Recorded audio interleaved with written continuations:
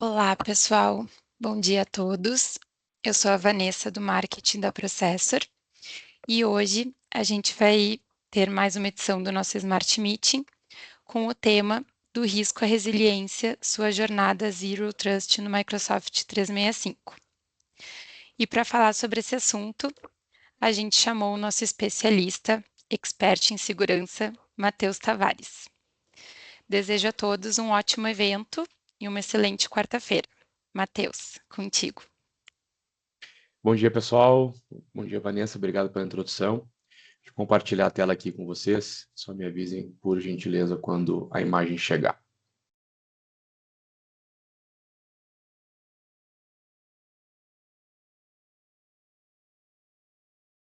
Estamos Chegou? vendo.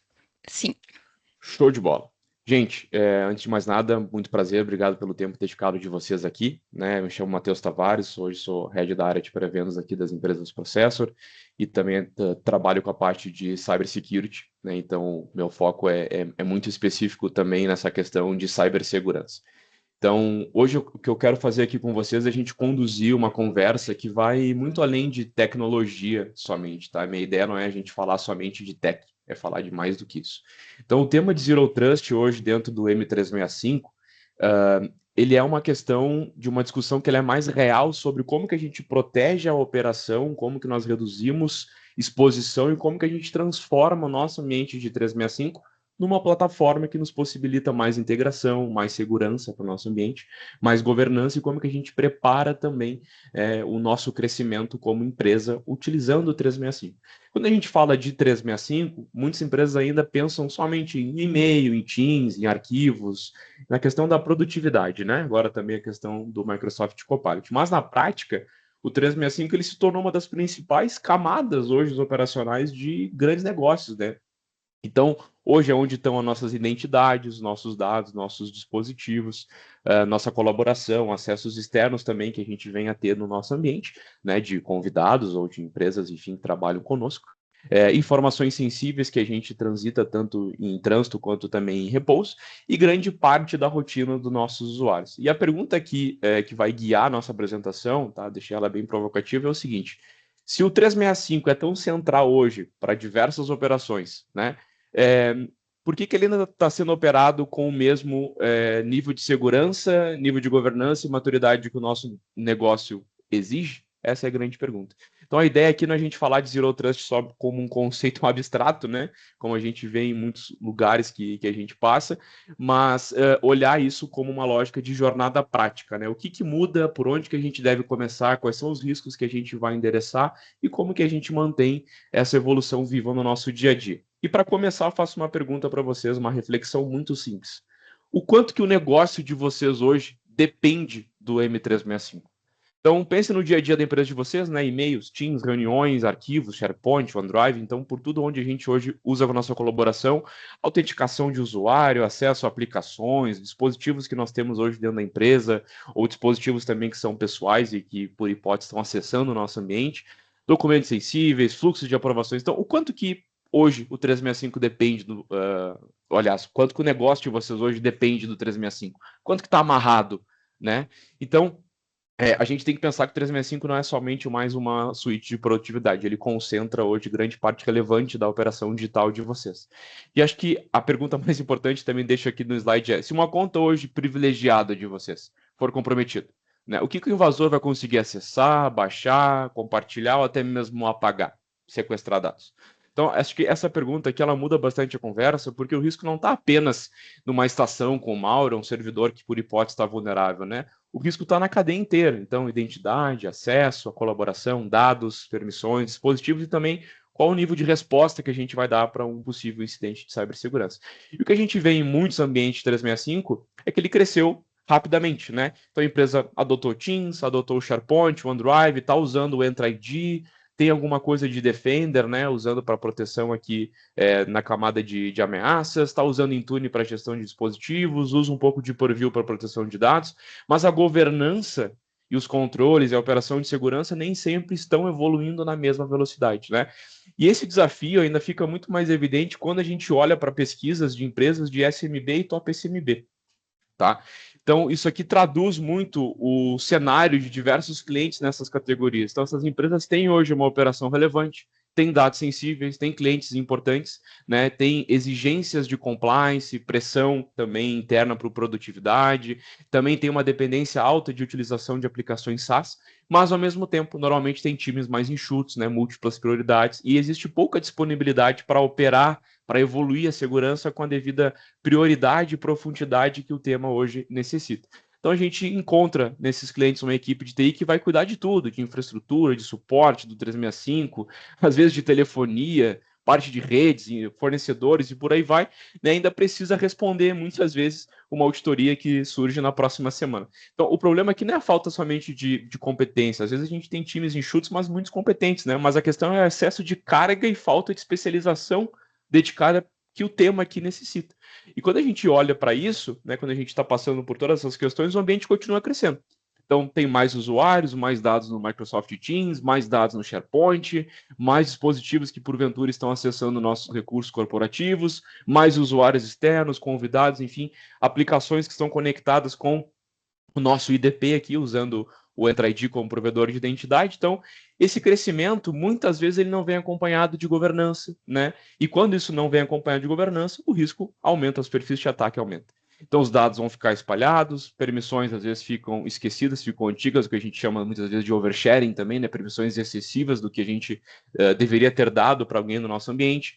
Convidados permanecem ativos, acesso a aplicações, enfim, fica um shadow, né? A gente não enxerga o todo, a gente não sabe dizer como que está de fato a nossa operação.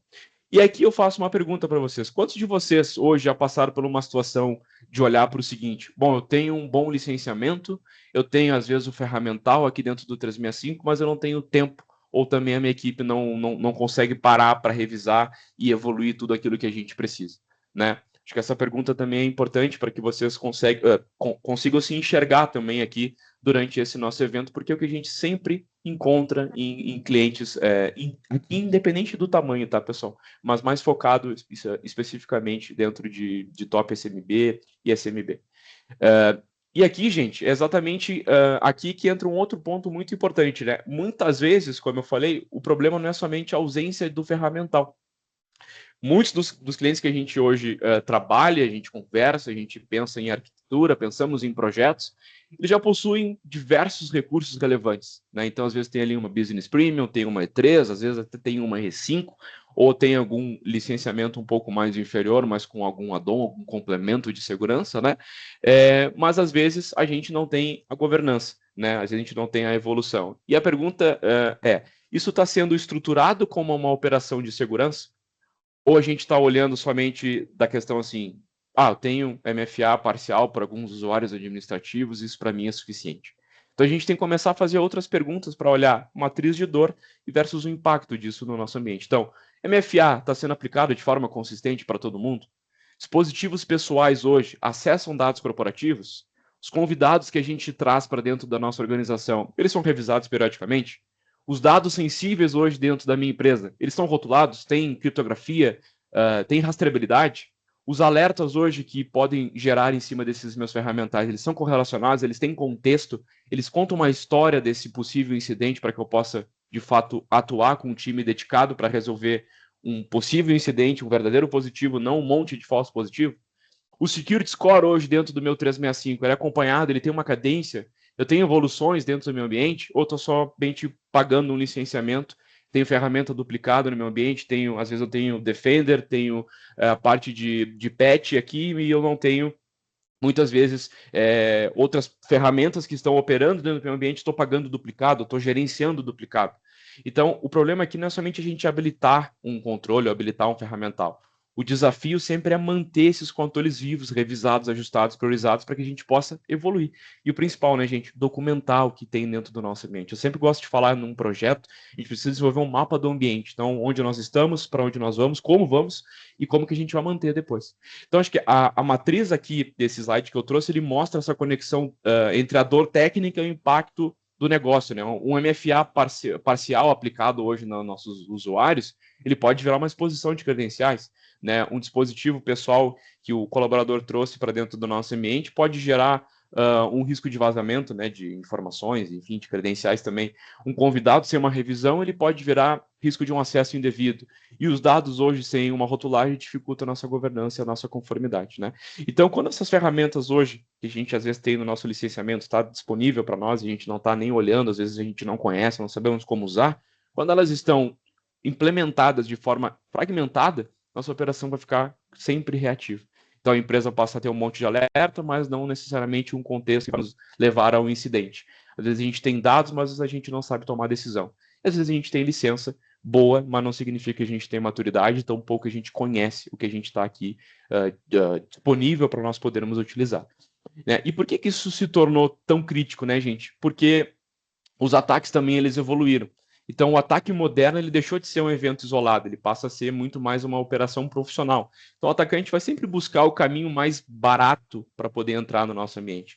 E esse caminho muitas vezes não é somente uma exploração altamente sofisticada de um CVE, uma vulnerabilidade extremamente crítica, né? O caminho pode ser uma credencial exposta, um phishing que foi muito bem construído. Hoje, com a questão da inteligência artificial, a gente não identifica mais aqueles phishings que são grotescos a erros de português, que chamam muito a atenção, né? Sendo muito mais direcionado com impersonate, com pequenos detalhes, com tom de urgência. Então, a gente tem cada vez nosso olho clínico vai tendo que ser um pouco mais aprimorado e também a nossa proteção aqui de ferramental para impedir que isso aconteça, né? Então, às vezes, uma configuração fraca, uma conta privilegiada sem uma proteção adequada, ou até mesmo um dado sensível sem controle que vazou e a gente, a partir dali, um atacante conseguiu fazer a intrusão no nosso ambiente. Então, esse slide ele mostra, gente, a progressão, né?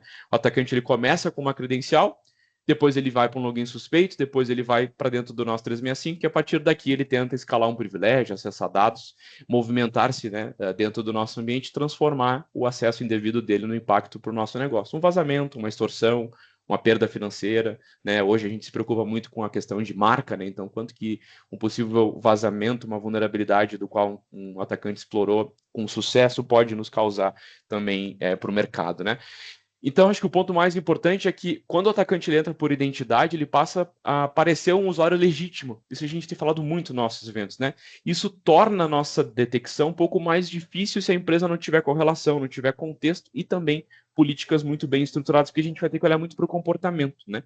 Então, por isso que hoje o 365 ele precisa ser visto como um ambiente crítico de segurança, porque a gente tem recursos aqui para usar. Não é somente onde o usuário trabalha, né? É onde o atacante muitas vezes também tenta se esconder.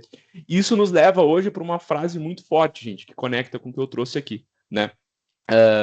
A maioria dos atacantes, eles não invadem, eles fazem login, tá? Então, essa frase aqui, ela quebra um paradigma muito antigo, né? Hoje a gente não pensa mais em quanto que o usuário, um atacante está tentando ali constantemente tentar quebrar uma senha, né? Ele simplesmente vai fazer um login. Então, por muito tempo, a segurança foi tratada como uma proteção contra alguém tentando romper uma barreira técnica, uma vulnerabilidade, um exploit disponível, enfim, o cara fazendo uma tentativa de brute force, né? Ou seja, entrar a todo custo dentro do nosso ambiente. E hoje, em muitos casos, o atacante não precisa mais quebrar, derrubar essa porta. Ele vai usar uma chave válida. E essa chave válida pode ser uma senha vazada, uma sessão que foi comprometida, um token que foi abusado, uma autenticação aprovada ali por fadiga de MFA, ou uma identidade privilegiada que não teve a menor proteção. Isso muda completamente a forma como a gente tem que pensar a segurança, né? Porque se o atacante hoje usa a credencial válida, não basta a gente apenas olhar para um possível malware. A gente tem que entender o comportamento, o contexto daquele acesso, o risco, o dispositivo, a localização de onde aquele acesso está sendo proveniente, né? O privilégio e a sensibilidade também do recurso que ele está tentando acessar.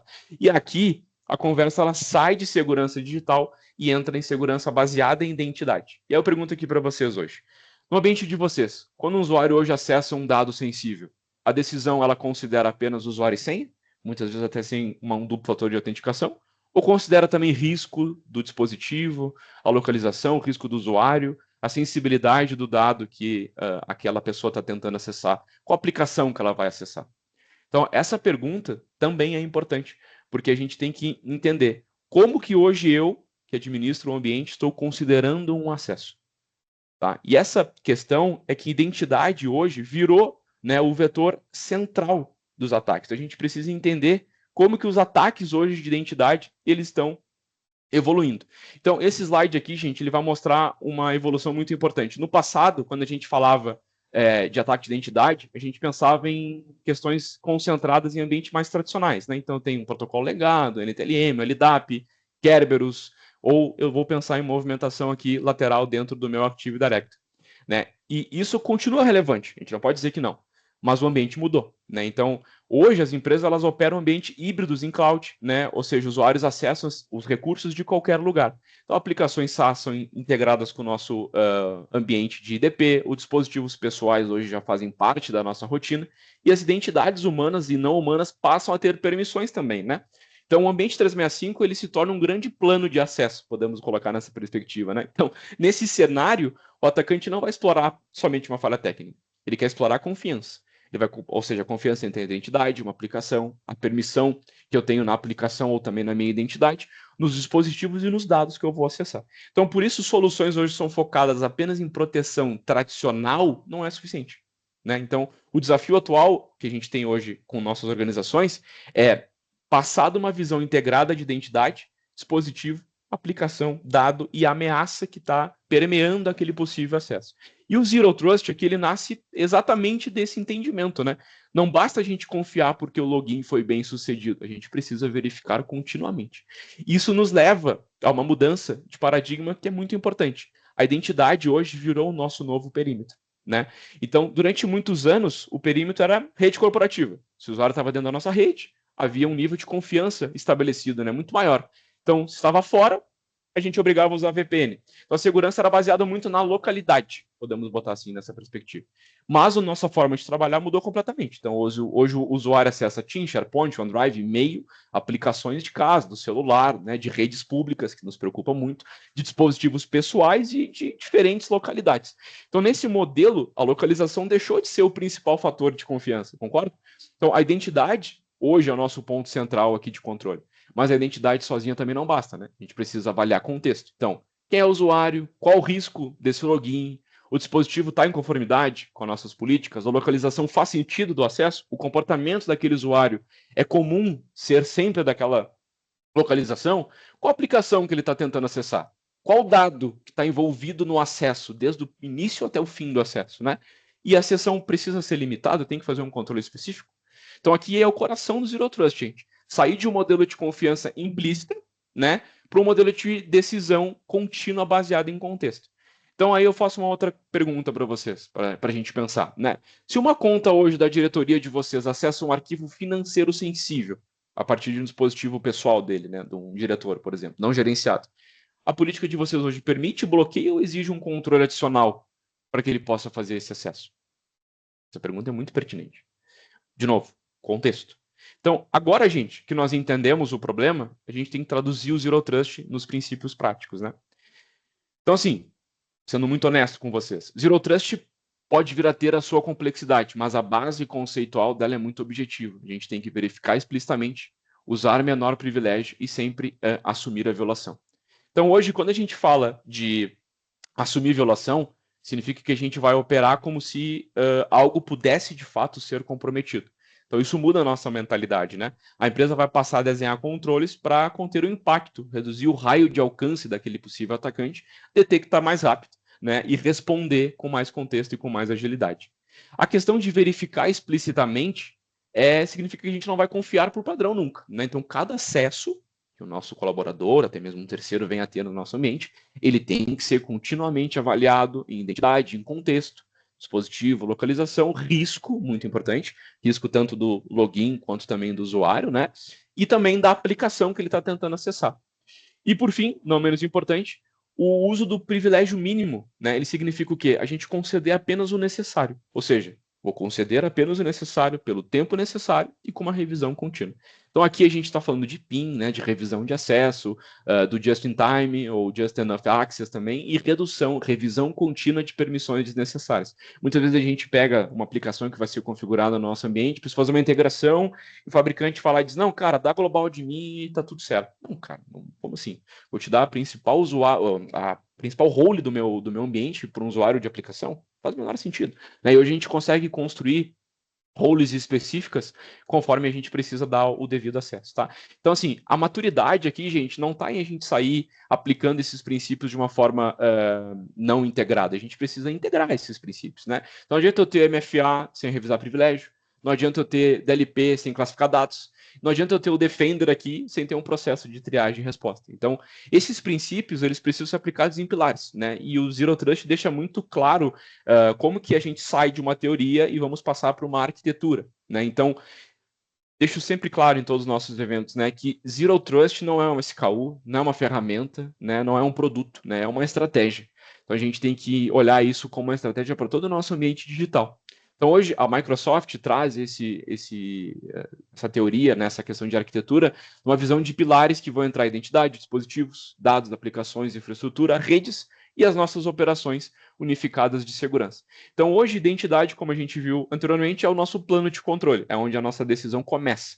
O dispositivo faz parte da decisão, né? Porque mesmo o usuário pode acessar um notebook corporativo, que está saudável, ou de um dispositivo pessoal sem um mínimo nível de proteção, né? Os dados são o ativo final, que a gente vai querer proteger. As aplicações aqui, inteligência artificial, ampliam as nossas perfis de ataque, né? Os nossos perfis de uso também, e vão precisar de controle. E a infraestrutura e redes continuam importantes, né? Principalmente nos ambientes híbridos que a gente hoje opera em muitos clientes. E a governança e operações unificadas aqui, elas conectam, né, tudo isso no modelo de acompanhamento contínuo. Então, a grande mensagem aqui, gente, do Zero Trust não é só colocar MFA. Lógico que MFA é super importante, mas ele é só um pequeno componente de uma estratégia muito maior. E quando a gente olha para esses pilares, a gente consegue enxergar a arquitetura, né? Esse slide aqui, ele é muito técnico, então eu vou tentar simplificar aqui, né? No centro, gente, da nossa arquitetura aqui, pegar a nossa mãozinha aqui. No centro da nossa arquitetura, a gente tem avaliação e aplicação de políticas, né? Então, antes da gente permitir um acesso, o ambiente precisa avaliar os sinais. Então, esses sinais podem vir de identidade, dispositivo, da aplicação, do dado, da infra, né, da rede e por aí vai. Então, a decisão ela não pode ser nunca estática. Ela precisa ser sempre adaptativa. Esse é um dos outros pontos muito importantes, né?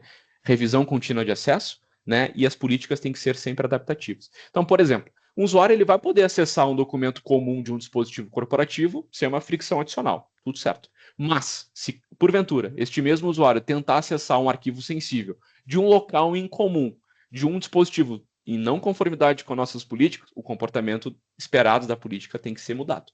Então, essa arquitetura ela mostra que o Zero Trust ele depende de integração. Então, os sinais vão nos ajudar a alimentar uma próxima decisão. E a decisão precisa ser aplicada no momento certo. Então, por isso que o Zero Trust ele é difícil de sustentar sem método. Ele envolve configuração, né, envolve pensar, né, como que eu vou implementar isso dentro da minha organização, quais são as configurações, quais são as políticas que a gente vai estabelecer, qual o nível de governança que eu vou setar para esse meu novo modelo de arquitetura, qual o nível de revisão que eu vou dar para os meus processos, né, para as tecnologias que estão envolvidas, qual o nível de telemetria que eu tenho aqui para tomar essa decisão, o quanto que está configurado, né? Não basta só ter o licenciamento e ter as features disponíveis, a gente precisa configurar. E a configuração também envolve a disponibilização de telemetria para que a gente possa tomar uma decisão, né? Então, por isso que o Zero Trust ele é essa arquitetura muito robusta. E, de novo, a gente precisa pensar em métodos. E dentro do ecossistema da Microsoft, esses pilares eles são suportados por diferentes produtos, né? Então, aqui a gente traz conectando, né, para dar uma visão para vocês mais completa. Então, a gente conecta a arquitetura aqui Zero Trust aos produtos da Microsoft. Então, o Entra ID aqui é nosso pilar de identidade. O Intune entra no controle de conformidade, gestão de dispositivos. Defender for Endpoint protege o nosso endpoint. Defender for Office 365 vai atuar em proteção, né, de e-mail da nossa colaboração. Defender for Cloud Apps vai nos apoiar a visibilidade e o controle em cima das nossas aplicações SaaS. O Purview aqui entra na governança, proteção, criptografia de dados. O Sentinel e o Defender XDR apoiam a gente a correlação, investigação, resposta, tomada de decisão numa resposta de um incidente. E Security Score aqui, junto com o Compliance Manager, nos ajuda na avaliação de postura e de conformidade. Mas, gente, muito importante reforçar, né? Tecnologia disponível não significa nunca maturidade no nosso ambiente. Então, muitas empresas têm parte dessas soluções hoje já licenciadas, mas ainda não tem o desenho de uma política, não tem ideia de priorização, processo, sustentação e os indicadores de como que nós vamos evoluir dentro deste modelo. Então, aqui a conversa ela precisa sair de qual produto eu tenho dentro do meu licenciamento e tem que passar a ser qual o risco que eu preciso reduzir e qual capacidade que eu preciso colocar aqui para ser operacionalizado. E eu pergunto para vocês de novo. Quem aqui já olhou durante o mês de maio, vamos botar assim, nesse range de limitador, o Security Score dentro do seu ambiente 365 ou o portal do Defender e encontrou aí dezenas de recomendações, né, mas não faz ideia de como que a gente começa, né, não tem a clareza de como que tem que ser feito o processo, qual o impacto que isso vai causar no meu ambiente se eu implementar o que o Security Score está me indicando. É muito legal ter o Security Score olhando para todo o meu ambiente que eu tenho de licenciamento, que eu tenho de implementado ou disponível para implementar, e me traz lá um monte de recomendações, né? Bom, muito bonito isso, muito legal, quero muito implementar, mas qual é o impacto que isso tem para o meio ambiente? A gente precisa entender isso. E simplesmente aplicar pode gerar uma parada de operação, como a gente já viu em diversos clientes que tentaram fazer essas implementações sem o devido conhecimento ou processo, né? Ou ter também o entendimento do seu próprio negócio, né? Bom, gente, esse é o motivo principal porque o Zero Trust ele precisa obrigatoriamente ser tratado como uma jornada. Tá? Então aqui está uma lógica muito importante para vocês. Maturidade dentro do Zero Trust, segurança aqui, não significa a gente sair ativando tudo de uma vez só. Isso vai gerar fricção, vai gerar impacto para vocês e até rejeição, né, dos usuários ou também de quem nos ajuda, a parte de direção, alta gestão, a tomar decisões para que a gente possa, como área de cibersegurança, evoluir nos controles, né? Então a maturidade ela vem de priorizar. Então quais controles, né, que reduzem o meu risco com menor impacto? Essa é uma pergunta muito importante, né? Quais exigem mais planejamento? Quais dependem de processos internos? Quais eu vou ter que comunicar mais para os meus usuários? Né? E quais desses eu vou precisar pilotar primeiro? E também, quais desses controles eu preciso de uma SKU nova, uma licença nova, que vai me dar, né, a disponibilidade de um novo recurso aqui dentro do 365? Então, por exemplo, MFA para administradores, vamos colocar nessa perspectiva, né? A gente tem um impacto aqui significativo. Muitas vezes a gente olha para empresas que têm usuários de serviço nominais, que não estão usando ainda um Service Principal, né? Não estão usando APIs ainda para poder fazer essa autenticação, estão usando um usuário de serviço, uma conta nominal, podemos assim dizer. Então, aplicar um MFA para um usuário de serviço que tem um privilégio administrativo, bom, pode ser que aquela aplicação venha a parar. Grande parte ela vai parar, né? Porque não tem um humano ali por trás aprovando aquela autenticação que vai vir para um token que sai existe, né? Na mão de um usuário de serviço. Então, revisão de contas privilegiadas, bloqueio de autenticação legada, enfim, essas medidas elas costumam ter um impacto bem alto. Né? Mas já as políticas mais avançadas de DLP, classificação automática, integrações complexas, elas vão nos exigir mais maturidade, mais validação e mais governança. Então, o papel aqui, gente, de um parceiro especializado como a Processo, é justamente ajudar vocês a não transformar o Zero Trust num caos, como eu brinco, né? A gente tem que olhar isso e ajudar vocês como um caminho que deve ser organizado. Eu tenho que olhar para a estratégia, pensar na arquitetura, né? Começar a trazer para vocês quick wins, ou seja, quais são os principais ganhos rápidos de baixo esforço, de baixo impacto que eu possa aplicar para já começar a fazer uma baseline de cibersegurança no ambiente 365. Né? Depois eu vou pensar quais são os projetos mais estruturantes, quais são as melhorias contínuas e como que a gente evolui isso constantemente. E a Microsoft aqui, ela traz um plano muito prático para a gente estruturar essa jornada no 365, que a gente vai ver agora. Aqui, eles falam em 5 frentes, né? Em 5 pistas de natação, que a gente vai olhar da esquerda para a direita, da esquerda para a direita, né? A gente enxerga nesse formato assim que a Microsoft transmite também nas suas documentações, né? Então, a primeira aqui é proteger o trabalho remoto e híbrido, né? Com foco em identidade e dispositivo. A segunda é a gente impedir ou reduzir danos comerciais causados por uma violação, né, com foco aqui em detecção, correlação e resposta. A terceira é a gente identificar e proteger dados empresariais confidenciais. O que é sensível para o meu negócio? A quarta é nós protegermos aplicações e dados junto com inteligência artificial. Então, algo que está cada vez mais importante, né, com o Copilot e também outras ferramentas de GenAI. E a quinta é a gente cumprir requisitos regulamentares de conformidade. Então, essa organização, gente, ela é muito boa, né? Porque ela conecta a tecnologia com o resultado. Então, ele mostra que Zero Trust não é apenas uma segurança técnica, a gente está falando de proteção de operação, de dados, de usuários, de identidade, né, de produtividade, de conformidade, como que nós vamos pensar na continuidade do nosso ambiente. E aí, para a gente poder, de uma forma muito pragmática, quebrar essas 5 fases, a gente vai começar falando aqui da primeira, que é a gente começar por identidade de dispositivo. Então, no modelo atual, o usuário hoje ele acessa de qualquer lugar, como a gente já falou. Então, ele vai estar no escritório, em casa, numa viagem, né, numa rede pública ou também usando um dispositivo pessoal. Então, a pergunta é, O ambiente hoje, nosso 365, né, o Entra ID, vamos botar ali, primeira como camada de decisão de acesso. Ele consegue diferenciar um acesso legítimo de um acesso arriscado? Excelente pergunta. Então aqui a gente vai estar falando do próprio Entra ID, né, do Conditional Access, do Intune, do Defender, for Endpoint, Defender for Cloud Apps. Então, são produtos que, se nós colocarmos hoje em correlação, a gente ganha robustez para tomada de decisão.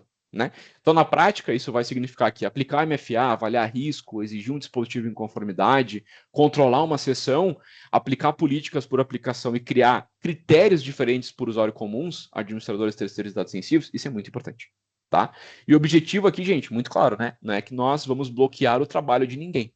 A gente tem que pensar e permitir o acesso certo para a pessoa certa, no contexto certo e com o menor risco possível. Então, quando eu trago o exemplo do comportamento, então pense que o usuário do Matheus foi invadido, né? Ou seja, a minha sessão foi quebrada, alguém está tentando um acesso legítimo por mim. Bom, hoje dentro da Processor a gente tem inúmeras políticas sobre comportamento. Então o Matheus tem um comportamento de segunda a sexta específico dentro da empresa. Daqui a pouco, se surgir um comportamento que não é comum, por exemplo, o Matheus ele não pega 50 arquivos do OneDrive e sobe dentro de um Dropbox. Isso é um comportamento comum do Matheus. Então, isso é uma questão de olhar para um comportamento em comum, uma política adaptativa e bloquear um acesso baseado em comportamento. Por isso que a gente olha muito para a questão de identidade e como que essa identidade está operando pensando num acesso que a gente hoje olhou nos nossos últimos slides ali, de que o atacante está tentando assumir a legitimidade. Né? Então, gente, hoje no ambiente de vocês, acesso ao Exchange, SharePoint, OneDrive, né, muda dependendo do dispositivo e do risco? Ou a política é praticamente igual para todo mundo? O Matheus, que acessa o ambiente via um dispositivo corporativo, é o mesmo acesso permitido que eu vou acessar do Starbucks com um notebook do meu primo, que não tem a menor política de segurança e conexão com o ambiente da processo. Então, isso é uma pergunta muito importante, né? Então, essa frente, gente, ela muda a lógica que a gente tinha antiga, né? O acesso ele não deve ser concedido apenas porque a senha está correta, porque o cara aprovou o MFA, tá? E aí, quando a gente entra na segunda frente, a gente traz uma parte de um princípio muito fundamental, que é o que a gente viu antes, de assumir violação. Então, isso não significa ser pessimista. Isso significa a gente ser realista, né? A pergunta não é apenas como que eu vou impedir tudo. Não. A pergunta ela também precisa ser: se algo acontecer de ruim no meu ambiente, qual vai ser o impacto? Quanto tempo eu vou levar para detectar? Eu vou conseguir correlacionar esses sinais? Eu vou saber quais são os usuários, os dispositivos, os dados, as entidades envolvidas dentro daquele incidente que foram afetados? Isso é uma pergunta muito relevante. Então aqui a gente entra para conectar com o XDR, né? Então, em vez de olhar alertas isolados, eu vou correlacionar sinais de e-mail, de identidade, de endpoint, de aplicações, de dados, para que eu possa o quê? Ter um storytelling, eu poder contar para o meu time de SOC, para o meu time de MDR, né, a história daquele ataque. Então, aqui um phishing pode gerar um roubo de credencial, a credencial vai gerar um login suspeito, o login suspeito vai acessar o meu 365, e esse acesso vai poder levar dados, né, expostos, vazados, extraviados. E se isso não for correlacionado, a nossa equipe técnica não vai ver essa correlação, vai só ver eventos soltos. Isso não nos ajuda em nada. Então, quando a gente correlaciona e a gente transforma alerta num incidente, esse é o grande ponto, né, de diferencial da Microsoft, é olhar para alertas soltos, que a gente vê em diversas outras ferramentas, e olhar para como que a Microsoft trabalha com incidente, com storytelling, com todas as entidades envolvidas, os comandos que foram executados, possivelmente por um atacante, e quais são os impactos que isso vão causar para o meu negócio. Porque dentro do meu ambiente eu consigo usar aqui com a expressão, com perdão do taguear, né? Eu consigo dizer que tal recurso, tal máquina, tal usuário, tal aplicação, tal tipo de dado é importante e sensível para o meu ambiente. Eu preciso de ter uma observabilidade e uma resposta mais aprimorada em cima disso. Então, eu consigo correlacionar também isso. Então, nós alimentarmos o nosso ambiente hoje, trazer insumos é muito importante. Tá? E a próxima frente, gente, é sobre um dos ativos mais importantes do fim dessa cadeia, que são os dados. Então, a gente não consegue proteger o que nós não conhecemos, né? Todo mundo concorda com isso, provavelmente. Então, em muitos ambientes que a gente hoje vê, os dados sensíveis estão espalhados por todo o 365. E-mail, Teams, SharePoint, dispositivos, está no disco C da máquina, no disco D, às vezes até num pendrive, que muitas empresas hoje ainda permitem a utilização, né? Então, aqui a gente tem informações sensíveis de negócio. Então, sem a classificação, todo dado ele vai parecer igual. E quando todo dado parece igual, a empresa protege tudo da mesma forma, concordo? Então, ou também eu não vou proteger adequadamente o que realmente importa.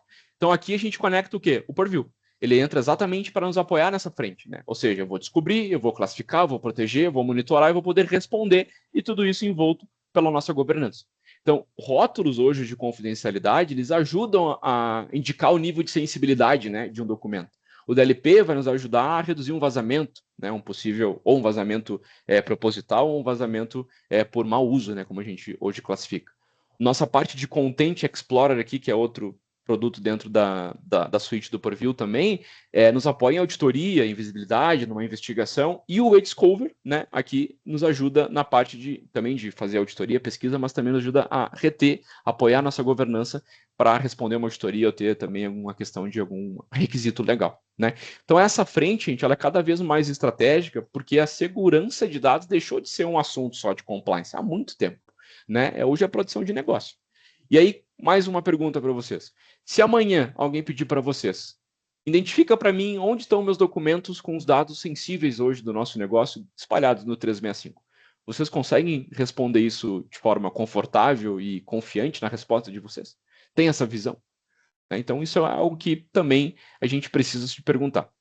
E esse tema, ele fica cada vez mais crítico quando a gente conecta a questão de GenAI e também o uso do Copilot, né? Então, a IA, como eu falei, ela vai nos ajudar a ampliar a nossa produtividade, mas, consequentemente, amplia nossa superfície de exposição e muitas vezes cria novas superfícies de ataques, tá? Então, com o Copilot e aplicações de IA generativa que a gente usa na nossa empresa, seja local na máquina ou também acesso SaaS aqui, a gente precisa olhar para dados, para permissões, né, para compartilhamentos, classificação de dados com muito mais atenção. Então, o Copilot ele trabalha com que o usuário tem permissão para acessar, sempre digo isso. Então, se existe hoje um excesso de compartilhamento, uma permissão ampla demais, um dado sensível, sem a menor classificação, né, a inteligência artificial aqui, o Copilot vai poder tornar esse problema mais visível e mais rápido. Tem muito mais poder de indexação do que nós humanos. Então, além disso, existe dados como dados sensíveis em prompts, né, o uso de aplicações em GenAI que também às vezes a gente não aprova, né? Ou seja, a gente não sancionou. Então, hoje trazendo um pouco para o contexto de muitas empresas às vezes têm firewall, né? Ou seja, bom, eu vou bloquear ali via Web Content Filter, enfim, com uma configuração de regra de firewall mesmo. E se eu vou sancionar e vou permitir apenas o uso de Copilot na minha empresa, eu não vou querer que meus usuários acessem ChatGPT, Gemini, DeepSeek, por aí vai. Legal. Mas e quando o usuário tira a máquina do ambiente? Como é que vocês têm controlado isso fora? Isso é uma pergunta muito relevante. Por isso que a gente fala aqui sobre a questão do Defender for Cloud Apps também, apoiado com o Web Content Filter do Defender for Endpoint. Porque a gente consegue estender esses mesmos controles que hoje a gente tem dentro da nossa empresa, dentro de casa, dentro do perímetro que era para ser seguro, controlado por nós, para fora. Né? Então, por isso, gente, a preparação para usar a inteligência artificial não é somente a gente comprar a licença de Copilot. É legal, a gente vai usar o recurso, mas a gente precisa preparar um baseline, né? Ou seja, eu preciso organizar a identidade, dados, os acessos, né, rótulos, permissões e estabelecer governança. E aqui, como eu falei, né, entra o Purview, entra o DSPM for AI, que é para avaliar a postura de como que nossos usuários estão usando o Copilot dentro da nossa empresa, né? Ou seja, ele vai avaliar o contexto do prompt, o que entrou, como saiu, a resposta, arquivos, o que ele está devolvendo também para o usuário. Então, postura como um todo, né? Vai entrar o Defender for Cloud Apps que eu comentei com vocês também, e a parte de rótulos de sensibilidade aqui da LP. Gosto sempre de dizer, gente, dado de confidencialidade, dado de sensibilidade aqui, né, o rótulo que a gente vai colocar dentro de um dado, ele acompanha o dado eternamente. Então, se hoje a Vanessa me mandar um e-mail confidencial, com rótulo confidencial, com criptografia, e dizer que somente eu vou ter acesso, se eu tirar esse dado por hipótese, né, botar isso num outro repositório, levar para fora do país, uma outra máquina que nunca viu o ambiente da Processor, e eu me logar com a minha credencial da Processor, eu vou conseguir abrir aquele arquivo, porque o rótulo ele acompanha o dado eternamente. Tá? Eu gosto sempre de citar isso, porque eu não sei se todo mundo tinha essa ciência, mas é uma informação muito importante que preocupa muitas pessoas. Né? Se eu tirar o dado dentro da empresa, o que acontece? Acompanha a pessoa que recebeu a permissão. Tá? E quando esses controles, gente, estão bem operados, que a gente falou tudo aqui, né, eles vão sustentar uma demanda cada vez mais forte, né, que é a questão de conformidade, que aqui entra o nosso última frente, né, que a Microsoft hoje estabelece para a gente implementar o Zero Trust. Então, compliance não começa no relatório, a gente já tem que estabelecer isso, né? Começa no controle técnico que a gente está devidamente operando. Então, muitas empresas vão perceber isso na hora de uma auditoria, né? Existe uma política escrita, existe uma diretriz, mas existe falta de evidência de execução, né? Então eu tenho que mostrar que o controle foi aplicado, revisado, está sendo monitorado e constantemente ajustado para a minha lógica de negócio. Então no 365 a conformidade vai depender aqui de recursos do Compliance Manager, o Audit, né? Discover, DLP, rótulo de sensibilidade, mas, de novo, né, gente? Tecnologia sozinha não resolve nada. Ter a licença, ter implementado ou não ter, não nos ajuda em nada. Então a gente tem que ter processo. Quem revisa? Né? Com que frequência? O que foi alterado? Qual o risco que nós reduzimos? Onde está a evidência disso que a gente fez? E como isso é reportado para a nossa liderança? Né? Então, a gente tem que pensar nisso como uma grande mudança de maturidade. Sair de uma segurança reativa para uma segurança com rastreabilidade, com evidência, com governança. Quando chegar numa hora de uma auditoria, a gente tem que ter processos, né, diretrizes, políticas, evidências, tecnologia e o processo todo sendo seguido. Não basta só ter tecnologia ou só ter políticas. Né? Então, bom, gente, essas são as 5 frentes, né, que a Microsoft hoje disponibiliza isso como método de como que a gente tem que implementar o Zero Trust. Claro que isso aqui é macro, né? A gente teria muito mais aqui para quebrar, mas em uma hora não é suficiente para a gente falar. Mas depois da gente olhar essas 5 frentes, a gente precisa consolidar, né, nos produtos aqui que a Microsoft hoje disponibiliza, né, para a gente usar com o Zero Trust no 365. Então, a gente já mostrou o slide anterior ali, né, de todos se conectando conforme cada um dos pilares do Zero Trust. Eu acho legal para ficar numa única página, assim, para que vocês enxerguem que a gente vai ter produtos para identidade, dispositivos, ameaças, dados, governança, né, e a questão da integração aqui do Zero Trust é ter uma conectividade, integração com todos esses ferramentais e o máximo nível de proteção possível. E aí, gente, um slide que também eu gosto bastante, que é como que o Zero Trust decide um acesso no 365, né? Então, isso aqui fecha um pouco de tudo que a gente falou até o momento, né? Ou seja, eu vou ter uma solicitação de acesso aqui da esquerda para a direita, né? Usuário, dispositivo, uma aplicação que vai tentar acessar um recurso corporativo. Eu vou ter a comprovação da sua identidade, aqui seja pelo token no celular, pelo um FIDO2, um certificado, enfim, né? Como vocês tiverem hoje disponível no ambiente de vocês. Vai ter a telemetria, quais são os sinais que eu vou avaliar, os controles que eu vou aplicar, então eu vou usar aqui o acesso condicional para me ajudar a decidir, né, qual que é o controle que eu vou aplicar em cima daquele acesso. Vou ter a decisão de acesso e vou ter os recursos que depois o usuário vai acessar e vão estar protegidos, monitorados, né, pelo nosso ambiente aqui de 365 e a validação contínua, né, durante toda essa sessão.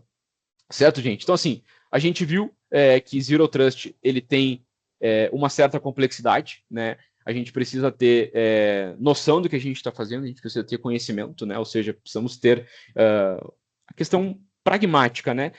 Pegar o documento e sair aplicando não é suficiente. A gente precisa ter expertise, precisa ter know-how, precisa entender como de fato a gente vai aplicar, entender o nosso negócio e poder de fato fazer a jornada, né? Porque isso aqui não é um projeto pontual, não é um SKU, não é um produto que a gente compra na Microsoft. Sempre digo isso, né, gente? Então, e é aqui que a gente precisa entender, né? Que é uma jornada complexa, não é algo impossível, claro que não, né? Mas exige uma parceria especializada, tá, gente? Então, assim, hoje a complexidade aqui do Zero Trust está justamente em como que a gente orquestra esses controles, né?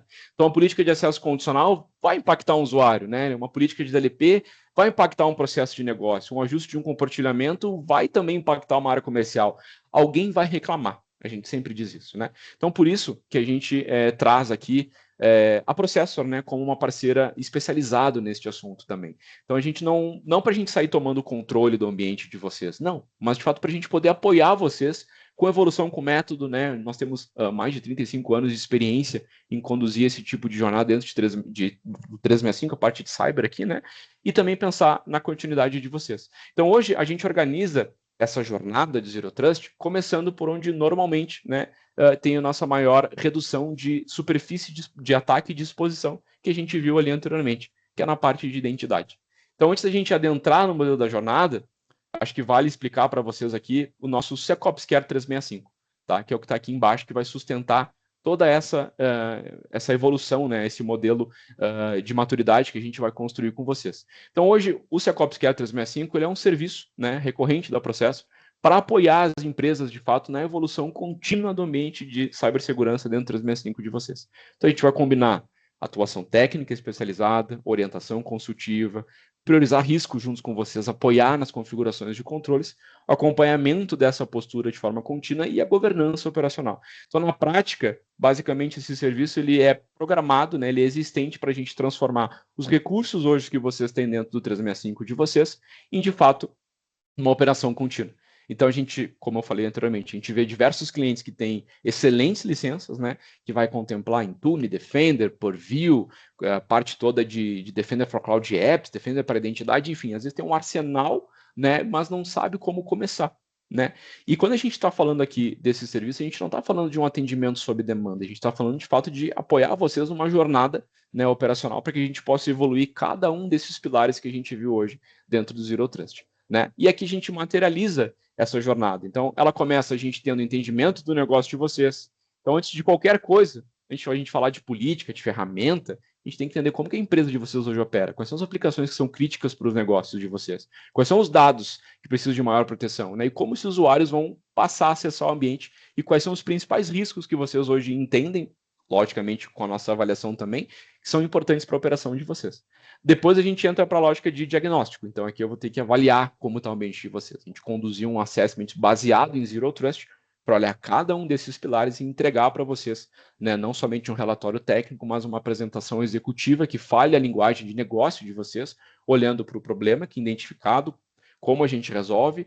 Daqui a pouco o licenciamento que vocês hoje já possuem com as funcionalidades já também possibilita a gente resolver aquele gap, ou também a gente pode conectar com uma outra solução de cibersegurança que a Processor também tem no portfólio. Enfim, aqui é traduzir o que a gente encontrou num plano de fato para a gente poder implementar o Zero Trust da melhor forma possível. Depois disso, a gente trabalha na priorização, ou seja, vou olhar os principais riscos que a gente identificou.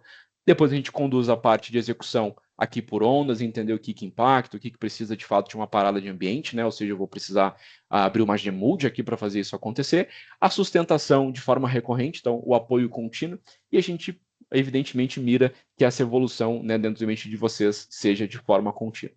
Então aqui, mensagem muito simples, o SecOps Care é um modelo, né, hoje que a gente tem operacional para trazer essa jornada de Zero Trust, tirar isso da teoria e trabalhar isso de fato de uma forma mais prática dentro do 365. Então, a gente vai conectar desde o diagnóstico, né, até um modelo de maturidade, um roadmap para que a gente possa evoluir a realidade do nosso cliente de segurança conforme ele estiver disponível também para aumentar a maturidade, o mindset de quem está operando dentro da empresa. A gente precisa convencer pessoas, né, gente? Quando a gente vai montar um roadmap de um modelo Zero Trust, a gente tem que envolver stakeholders, explicar o porquê que a gente está fazendo isso.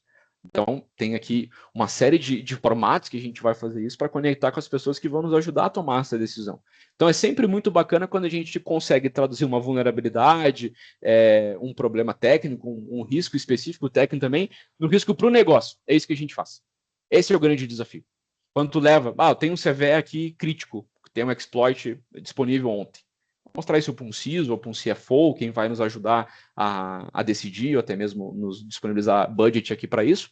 Agora, tá, mas e daí? Agora tu diz, cara, olha só, se isso aqui não for corrigido, vai vazar o planejamento estratégico da empresa. Ponto.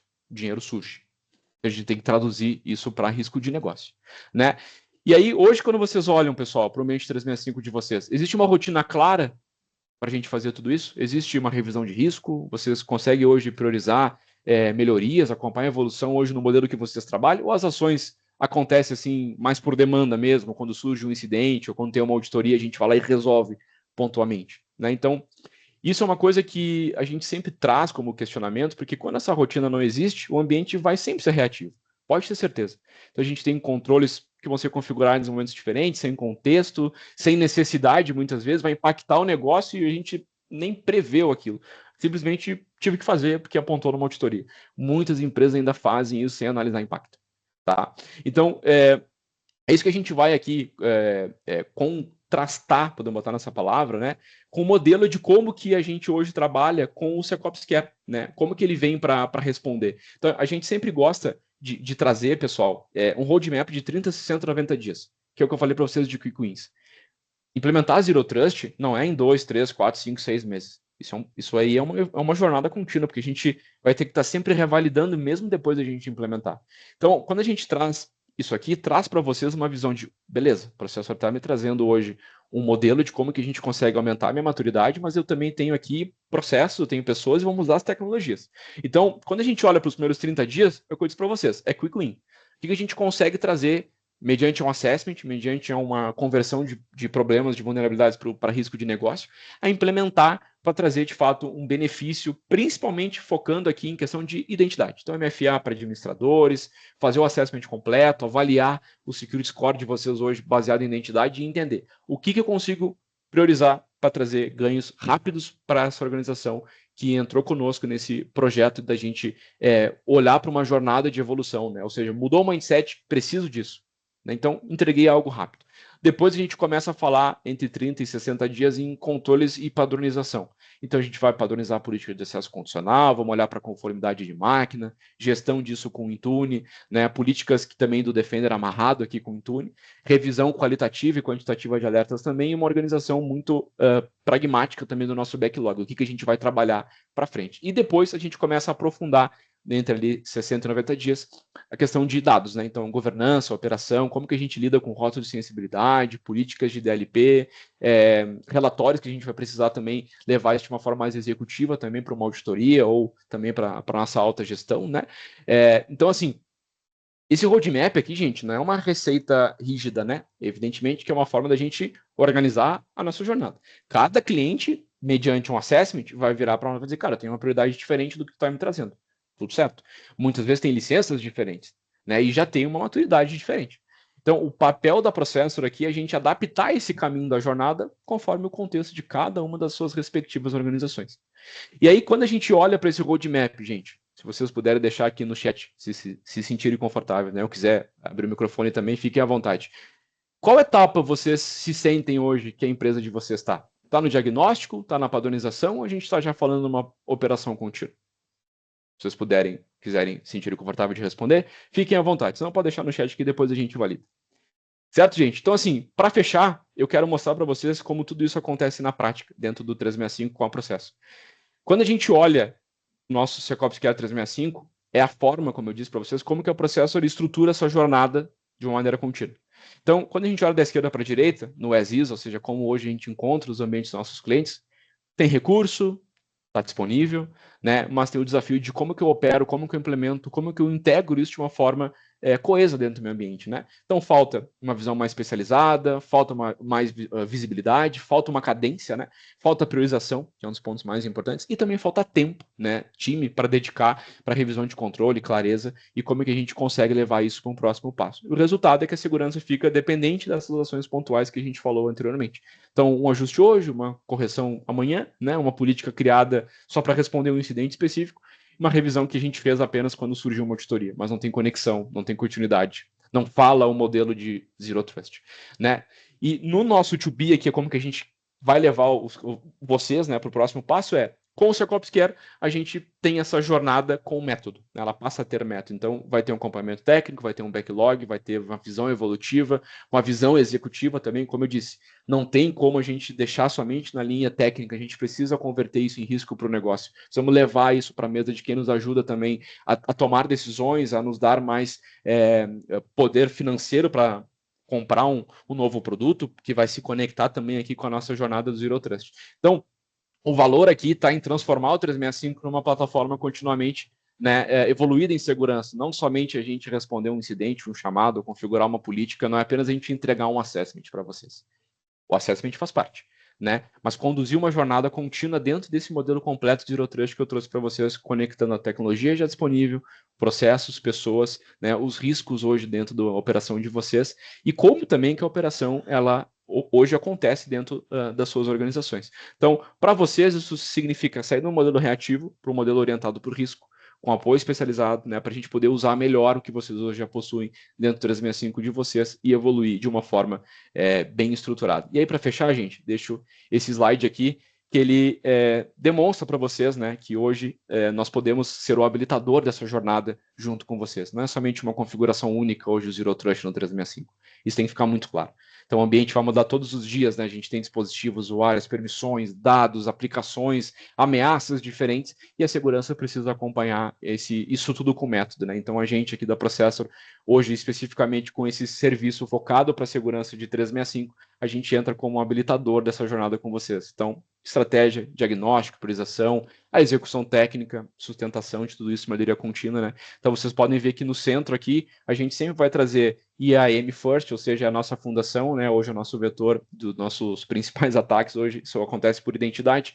Na volta aqui a gente está premiando os principais 6 pilares aqui do Zero Trust e como que a gente trabalha, né? Desde o entendimento, o diagnóstico, a priorização, a execução, a sustentação, e isso de uma forma, de uma evolução cada vez mais contínua, né? Então, o ponto principal aqui é o seguinte, gente, a gente não precisa apenas saber quais são os recursos que tem dentro do 365. A gente precisa hoje operar esses recursos de uma forma integrada e contínua. Eu tenho certeza que diversos de vocês que estão aqui hoje presente, nos prestigiando nesse evento, tem um monte de recurso disponível, tem um monte de poder aqui de tecnologia e ainda não implementou. E geralmente é por falta de tempo, falta de uma equipe mais especializada, falta de colocar uma cadência, falta de poder dar governança e evolução contínua para isso, tá? E nós aqui da Processor, a gente consegue transformar o Zero Trust em uma rotina prática, né, de evolução de segurança dentro do 365. Então, assim, deixo uma última frase aqui para vocês, que eu gosto bastante, tá? Zero Trust não é sobre a gente bloquear o nosso negócio. É sobre a gente proteger o crescimento do nosso negócio com método, com visibilidade, com operação continuada e sempre, gente, conseguir traduzir um risco técnico para um risco de negócio. Isso fica muito mais fácil para que a gente consiga aprovações, poder financeiro, né, levar isso para o nosso board e conseguir demonstrar o porquê que a gente deve implementar Zero Trust. E implementar Zero Trust com a Processor é implementar com método, né, com cadência, com profissionais especializados, mais de 35 anos de conhecimento em cima de 365, em cima de Microsoft como um todo. Certo, gente? Agradeço imensamente a participação de vocês.